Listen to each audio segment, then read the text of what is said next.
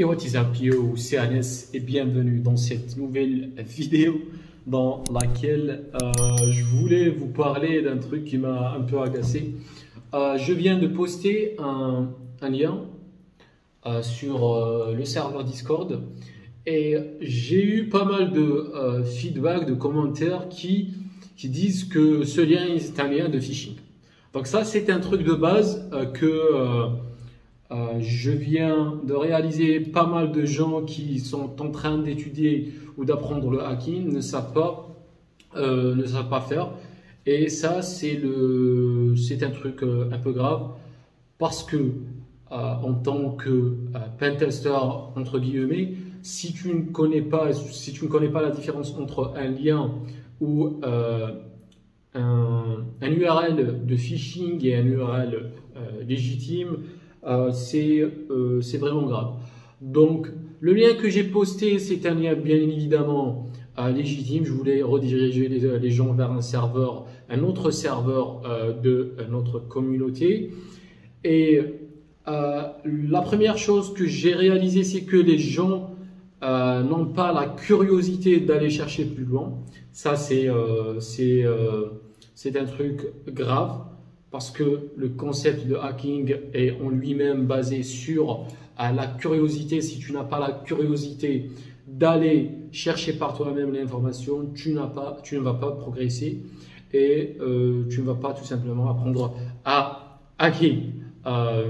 Le deuxième truc, c'est que les gens, ce que j'ai remarqué, c'est que c'est des gens, notamment sur ce serveur, qui sont en train d'apprendre des trucs avancés.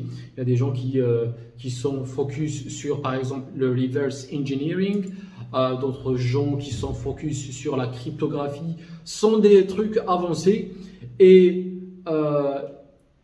ils ont oublié de maîtriser les trucs de base avant d'aller plus loin.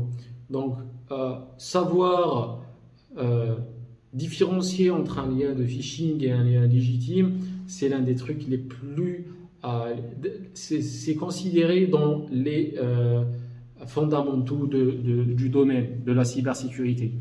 Et du coup, le résumé de toute cette vidéo, c'est je veux inciter les gens à prendre le temps d'étudier les concepts de base, sachant que les hacks les plus grands hacks dans l'histoire ont été basés sur des attaques ou des stratégies d'attaque très simples.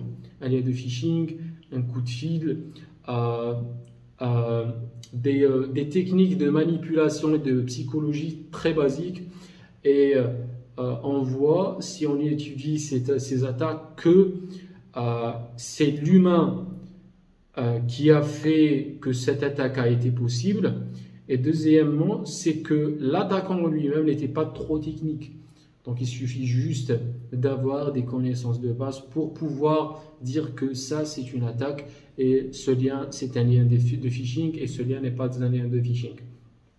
Donc comment savoir, pour apprendre quelque chose d'utile dans cette vidéo, comment savoir si un lien est un lien de phishing ou pas? Tout simplement, la première chose que vous allez faire, c'est Google. Vous allez prendre le lien, le mettre sur Google et chercher tout d'abord le nom de domaine. Est-ce que c'est un nom de domaine légitime? Est-ce qu'il n'y a pas des changements ou des modifications subtiles dans le nom de domaine? L'entreprise ou la société qui